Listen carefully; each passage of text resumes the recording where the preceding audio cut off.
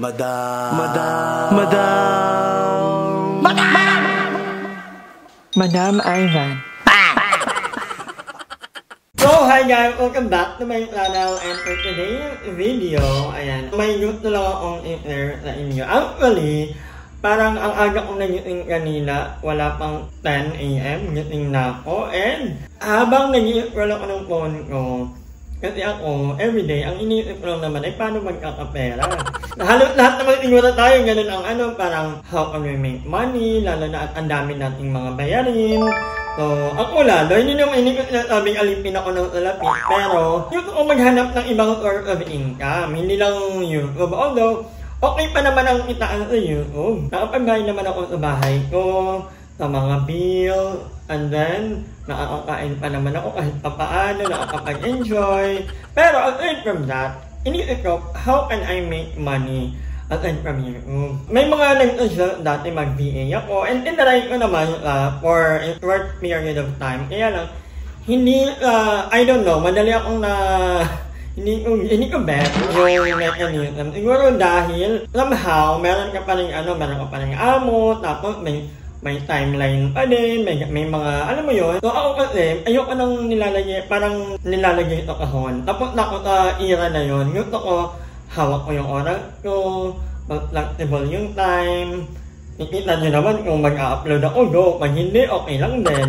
So yun ang kagandahan sa pag-YouTube. So kanina, while nakahiga ako, nag-i-scroll ako ng phone ko kasi tinatamad pa akong tumayo. Actually, sa kanina sa thread. Kung hindi nyo pa akong pinapollow sa thread, ayan, follow nyo na ako, Madam Ivan. Past few days din, nakikita ko na parang may mga nagpo-post doon na parang they're earning at least 100,000 a month dahil lang sa pagbebenta ng, hindi ko to sinasabi para, hindi ko naman kayo bebentahan ng something ngayon. So, hindi ko sinasabi ito sa inyo para, hindi to networking. Parang, natuwa lang ako. So, sabi ko, i-share ko sa inyo kasi baka may mga katulad ko na naghahanap ng extra income. Hindi po ito yung call for that. Talagang naano ko lang kanina. Parang yung nabasa ko is that they are earning money from selling digital products. So, ito, kung gusto nyo ng other source of income, go! For example, para akong binayaran para mag-promote ng gano'n. Pero hindi, natuwa lang talaga ako na parang there are other ways pa pala to earn na hindi ka lumalabas ng bahay mo. For example, meron yung laptop or iPad, and then you have an internet. So, pwede kayong magbenta ng mga digital services. For example, mga coloring book, yung mga beauty book ng mga bata. So, gagawa ka lang sa Canva, tapos babaguhin mo lang yung mga template. Although may mga template na sila, so you just have to be creative.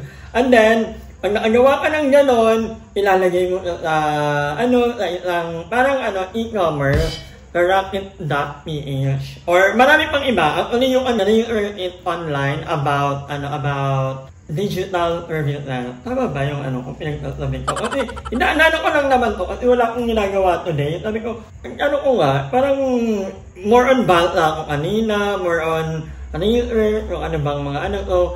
At kahit sa mga coloring book, pwede rin kayong gumawa ng mga e-book or mga planner. Yung mga pwede ng ibang tao. Mostly, English ang magandang medium of para global yung mo, para hindi lang mga Pinoy ang pwedeng mag-purchase ng ino-offer mo. Alam nyo, natuwa ako kasi, di ba yung mga tao ngayon, mga natuwa online na talaga. Iba na talaga ang panahon ngayon. Parang hindi kagaya namin dati na, for example, pag magbabasa ng libro, kailangan pang pumunta ng library or what. Kasi kailangan mo ng physical book. Ngayon, at the tip of your finger, you can read anything that you like. Merong Amazon, may Kindle. So, ang dami mong option. Hindi mo na kailangan pumunta ng library. Although, for me, na-enjoy ko dati yung library. Even until now, gusto ko pa rin nagbabasa ng libro. Ito sa online. Ay, yung makakit sa mata. Even yung although may mga book naman akong nabasa, ng Hunger Game. Ito sa pinaka-favorite series ko, ang Hunger Game. Bago ko sa pinanood yung trilogy, binasa ko muna yung libro. Ganun ako dati. Yun na nga, going back sa ating pagkakakitaan, gusto ko samahan nyo ako. Kasi baka may magaling sa inyong gumamit ng Canva. Kasi ganun nga yung ngayon, parang digital ba yun? How to Well, digital product. Ayan, digital product. Pwede kayong gumamit ng Canva. May naman ng Canva, pero pwede ka rin mag-subscribe sa kanilang premium, almost 700 pesos a month. Hindi naman marami ang magagawa. Pero, ang doon, kunyari, nakagawa ka na ng yung mahilig ka lang ba ng mga coloring book or mga word puzzle, yung mga ganun kasi, yung mga nakikita ko online ha. So, try nyo i-google sa TikTok or try nyo rin magbasa ng mga article regarding that. Kasi malay nyo naman, ang dami yung free time, tapos kagaya ko na walang ginagawa minsan. So, diba, sabay-sabay tayong gumawa ng pagkakakitaan. So, next time ko kayo bebentahan ng libro, magkukulat ako ng mga erotic novel ko. Ilalagay ko sa, Rocket.ph. Kasi iniisip ko, kung libro mo, physical store, I don't know kung may mga, gusto ko rin naman mag-publish. Pero for now, sa mga online, pwede naman din sa Wattpad, yun lang. Wattpad lang ang umita. Paano naman ako na nagpupuyat kakasulat, diba? Kung gusto ko talaga magsulat, I love writing. Sobrang dami kong mga idea may notes kasi ako lagi. Pag may naiisip akong plot, inuulat ko kaagad para hindi ko makalimutan. And feeling ko naman marunong naman, hindi naman ako magaling, pero feeling ko okay naman ako mag-ulat. Lalo na, first love ko ang writing. So, yeah. So kayo, kung gusto nyo rin ng another extra income, ayan, gumawa kayo ng account sa Rocket.ph. Hindi po ito yung sponsor, hindi, sana nga ba yan? Hindi po ito yung sponsor. Hindi ko lang na malay nyo kasi diba, may mga talented sa inyo, gumamit ng Canva. Ako dati naka-premium ako sa Canva. Kaya lang, hindi ko naman nagagamit. Alam mo yun? Pero yun nga, baka meron sa inyo marunong, tapos mga talented naman, tapos ayaw nang magtrabaho sa labas. Tarayin nyo lang. Hindi ko naman sabi kayo sa work nyo. Tarayin nyo lang, parang tarayin nyo baka may bumili. Kasi yung iba, nakita ko, parang nakabili lang sila ng sasakyan, nakabili ng bahay.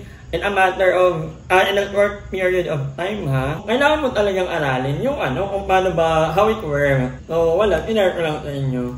Kasi, kuya, pag nagbenta ko ng libro, bumili kayo ng libro ko. Ulat ako ng mga kalandian sa buhay. Diba? Wala akong today. Ano pa ba? Tama na ba yung mga nasabi ko? Basta pag meron akong bagong natutunan, ipapasok ko pa dito sa vlog. Sabay-sabay tayong umita sa ating mga bahay-bahay. Kasi siyempre ako, ang dami kong gastusin. Lalo mag-upgrade na yung kapatid kong babae, yung kapatid kong lalaki, second year college. Pero yung thing naman, ang mga kapatid ko po ay magsisipag mag-aral. Wala sa kanilang bulakbol. At yung buko namin parang na yata, hindi, mag-grade 12 na. Kaya kailangan natin kumita ng pera, kailangan umayos. Ang hirap ng walang andabel. Ako naman, aminado naman ako na hindi na nga, alipin na nga ng lalaki. Sabi nila, money can't buy happiness daw. Ay, hindi rin po tayo sure. Dahil pag wala po tayong money, tapos wala tayong makain, wala tayong pambayad ng kuryente, pambayad ng bahay, hindi po tayo happy. So, pag nakabili ka ng bag or gusto mo, it can also mean happiness, diba? So, very important. Kaya baka may mga alam kayong mga racket, let me know. Yung ako ng racket, pero yung ako sa bahay lang. Ayoko yung lumalabas. Actually, may mga nagyayaya sa akin ng mga friends ko nasa Makati, sa City, kaya lang, really right now, hindi ko gustong umalis. Gusto ko nasa bahay lang ako. Sobrang na-appreciate ko ang talagang si Martha. Kasi, yun nga, pag bumabagyo, malayo kami sa baha, kasi mataas yung trence, tapos malapit sa Tagaytay. Pag kailangan mo talagang pumunta ng Manila, kunyari may flight, ang ginagawa ko, gabi ang flight ko or umaga para hindi hassle. Pag medyo tanghali na kasi, ang hirap umuwi, ang hirap na, basta yun yung ko. Pero other than that, I'm so happy dito sa Talagang Mark Cavite. Kahit ang dilim-dilim ng daan. So ano ba to? Bakit ang dilim ng daan dito sa Talagang? So, gusto ko na sa bahay lang ako. Nanood ng movie, mag-iisip ng anong pwedeng. Kaya nga, bumili na kayo ng, Para naman hindi nasasayang yung mga idea. Kung ito actually mga romance novel, erotica, ito ay medyo pabiba na. Ganun ang mga atake ng mga inuulat. At yun nga, sila Aye at Andrew ay nagpagupit. Kanina nag-vlog din si Aye. Si Limuel ay papunta ng Paranaque. Si Joven nagka-Paranaque pa din. And of course, ang ibang mga bayot ay may mga kanya-kanyang ganap. Kaya, pero alam nyo ngayon, pag ako lang mag-isa dito or pag pumupunta lang, kahit pag pumupunta dito sila Aye, masaya na ako sa ganun. At medyo mainit na po. Sobrang happy ako sa pailaw ko na yan. Next time, baka maglagay ako dyan ng coffee cup. Siguro coffee cup, tapos meron lang akong 4 na upuan. Tapos mag-ooperate lang kami hapon hanggang 8 p.m. Wala lang yung may coffee cup. Pero hindi kami magtatanggap ng maraming order. Eme lang yung coffee cup para lang may mga nakaupo. But anyway, ano bang ulamin ka today? Baka mag-iisda lang ako.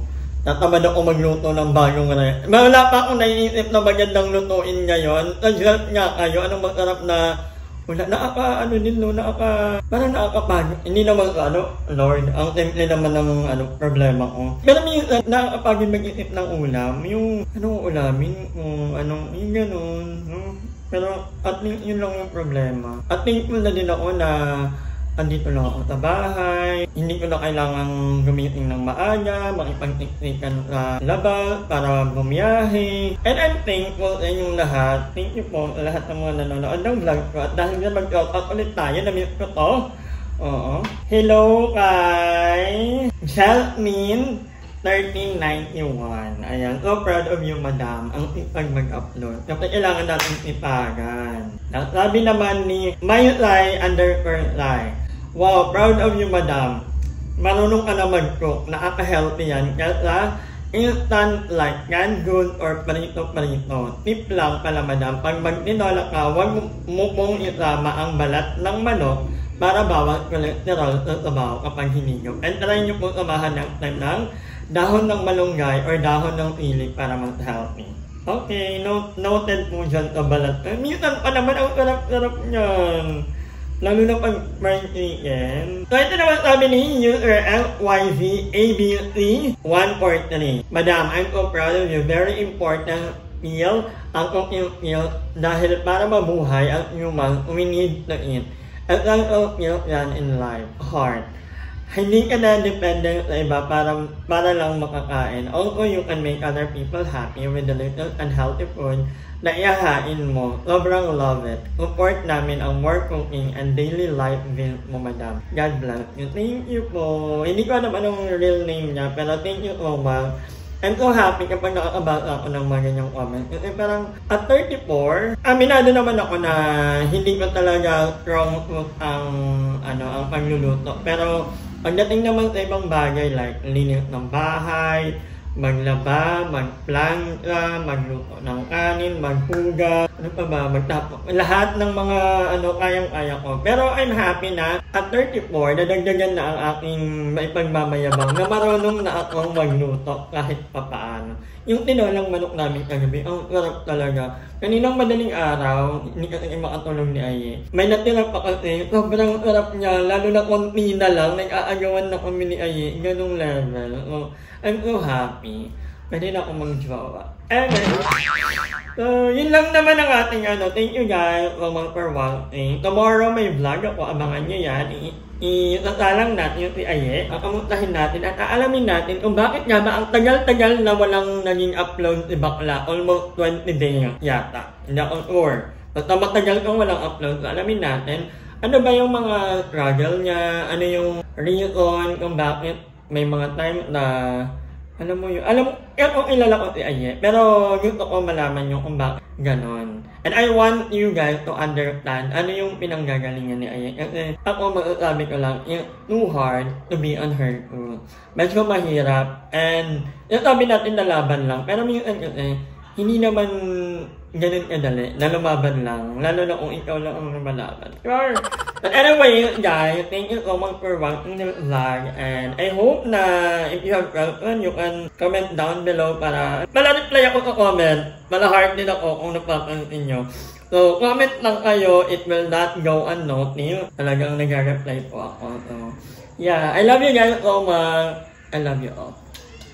Hi! Maraming salamat sa panonood ng video na to. At kung natuwa ka, please don't forget to like and share this video. Mag-subscribe na rin kayo para bongga na. Yun lang.